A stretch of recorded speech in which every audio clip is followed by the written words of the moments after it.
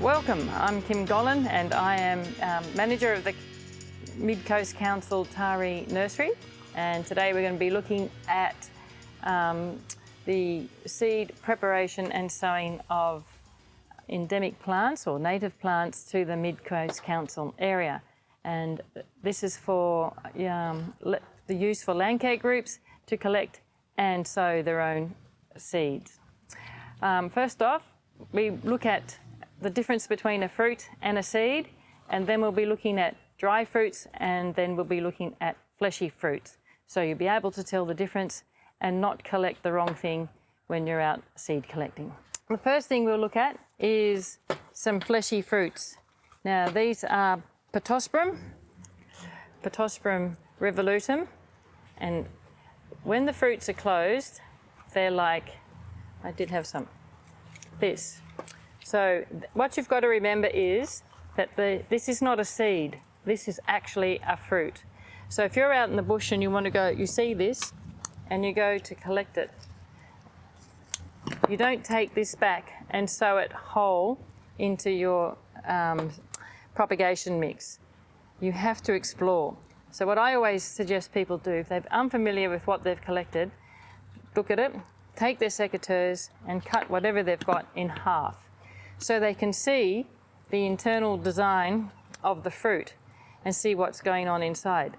And having done this, you'll be able to see that in here there's a whole lot of little seeds that need to be taken from this fruit and sown separately. Some fruits act as growth inhibitors to seeds, so this is why it's important to remove the seeds from the fruit. So in this case, here's some that have naturally opened. You can force them open, by the way, if they're yellow. Usually your fruits are colourful when they're ripe. So in this case, these are quite sticky.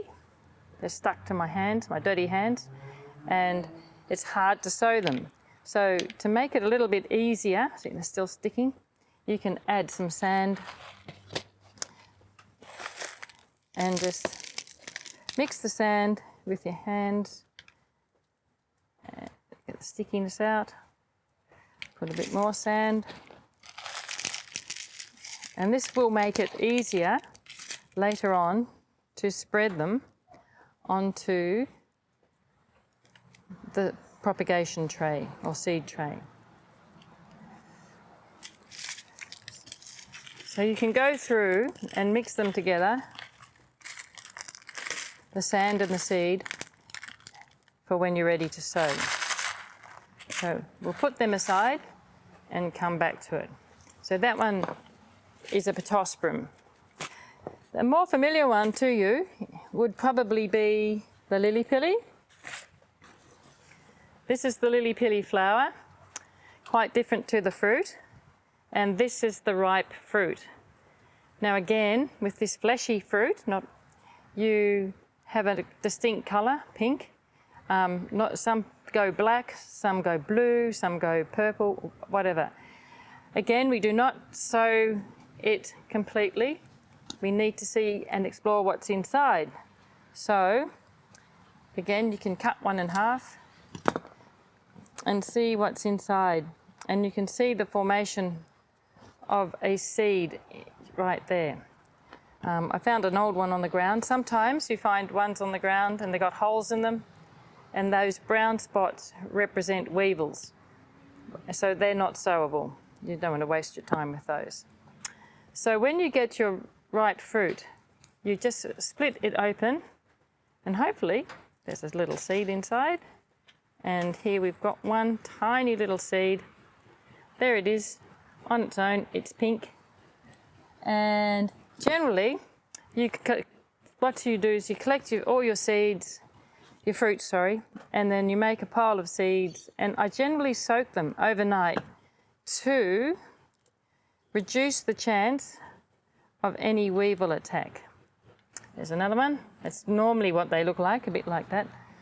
And you'll find that not all fruits have seeds. So, and in this case, there's only one seed.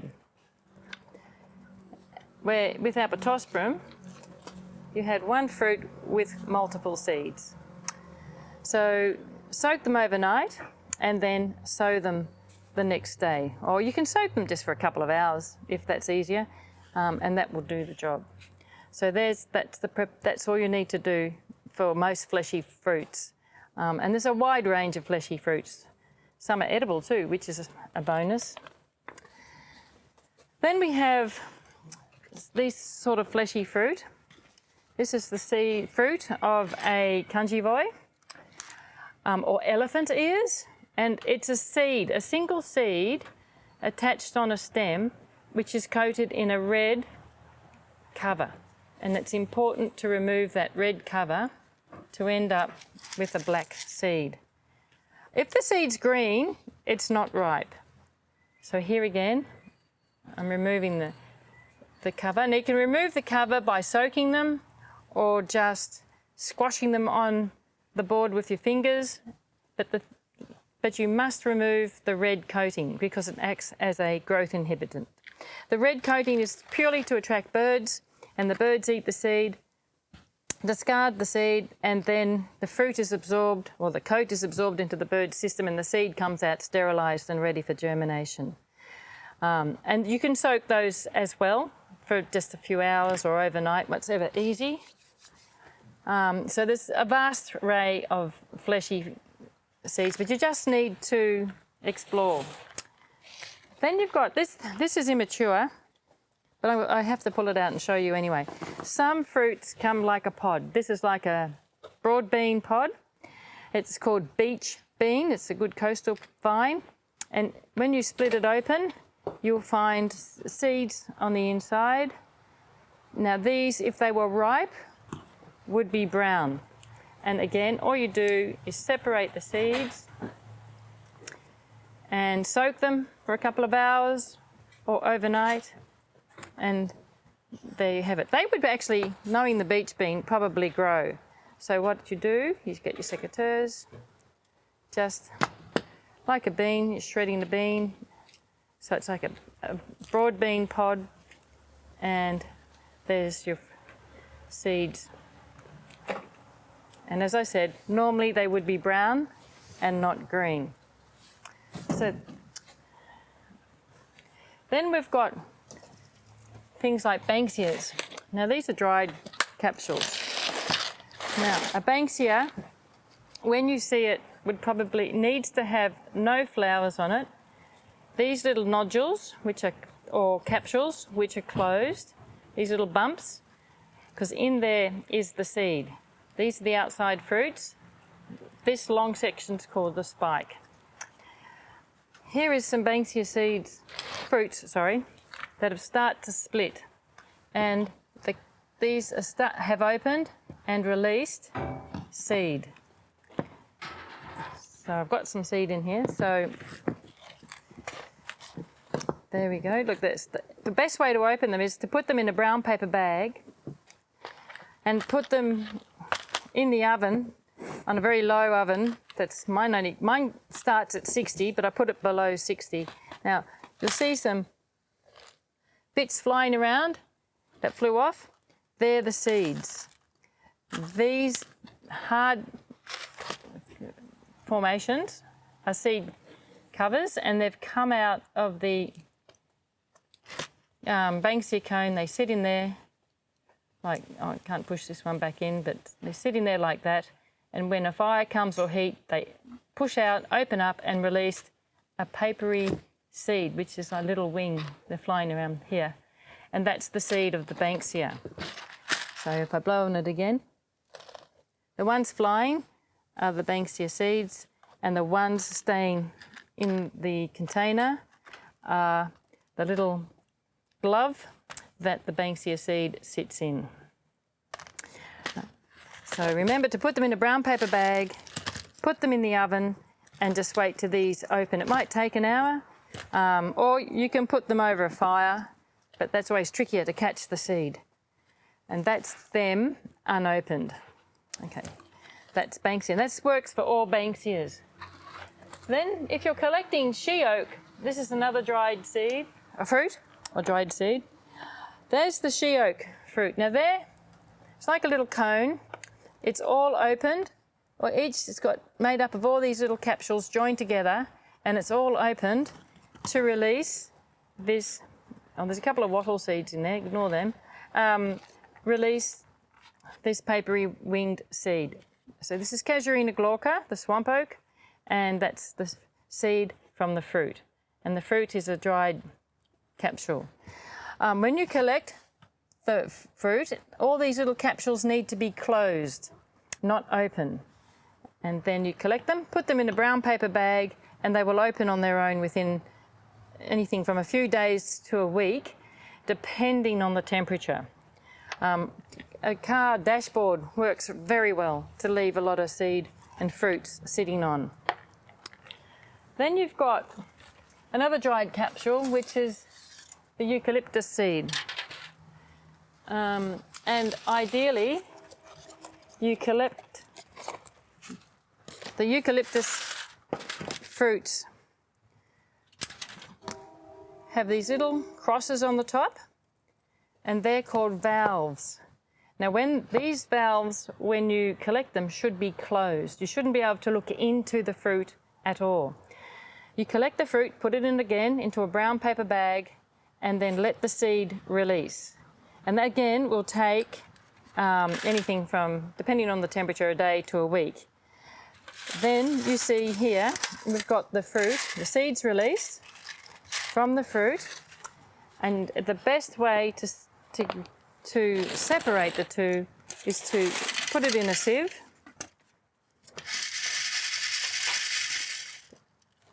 sieve it all out, and there you have your eucalyptus seed. Now what I want you to notice here is you've got little dots of black. That is the actual seed, and the rest is what they call frass, which has nothing to do with any sort of form of germination at all. It won't do a thing. It's just an innate substance found inside the eucalyptus fruit.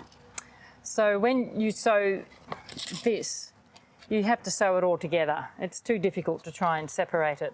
So the little black seeds will tell you actually how much quantity of seed is in there. Sometimes there's not much, but you have a lot of frass. In this case, this is forest red gum, Eucalyptus teraticornis. There's a fair bit of frass, and there's quite a good quantity of black seeds as well. During the drought 2 years ago, the eucalyptus seeds were quite minimal, and it was very difficult to get a good germination rate because the trees weren't producing a lot of seed in their fruits. Eucalyptus fruits will vary immensely. That's a whole new topic. But the thing to look out for there is to make sure that these valves are closed, the fruit is brown, and that means that generally they're ripe. Then we have Bottlebrush, which is the Callistemon species. Now, this is a Bottlebrush, or the same with Melaleucas. There's got little woody capsules attached to the woody stem, and if you look inside the capsules have valves like a eucalyptus which are closed. Again, you collect these, put them in a brown paper bag, leave for a day to a week. We can even put them somewhere sunny, and then what you will get is really fine, very, very, very fine seed coming out like that. So it's very fine seed. And you just sow that all together, just like a eucalyptus. So we actually collect seed and save seed. So I label everything. This is a Callistemon salignus, and it was collected on January the 22nd. And we pop them in some sort of airtight container and put them in a fridge and keep them as a seed bank for periods when there might be sort of different environmental stresses on plants and we can't collect any fruits or seed. Now we'll just recap a few things. We've got dried seed, like Melaleucas, Eucalyptus, Sheoaks, or Casuarinas, Casuarina, all the Banksia species. And there are others, but this is the broad range.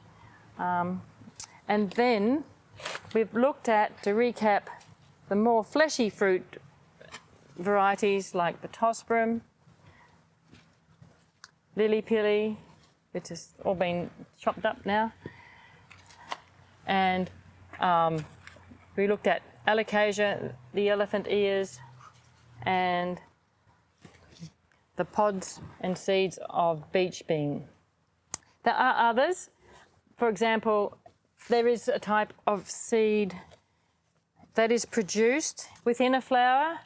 The flower is inside the fruit, and when the flower needs to be pollinated by a wasp that flies into the so-called fruit, pollinates the flowers and then flies out again. Well, this is fig. Best way to collect fig is to look for bird droppings on the ground, and then this is dried fig bird droppings. Yeah, there we go. So to collect ficus species, just look on the ground for bird droppings and you'll see something that looks like this. You might get other seed in there as well, which is a bit of a bonus, as long as it's not weed seed. So that about wraps up the seed preparation for the groups I've just shown you here. And enjoy your seed preparation.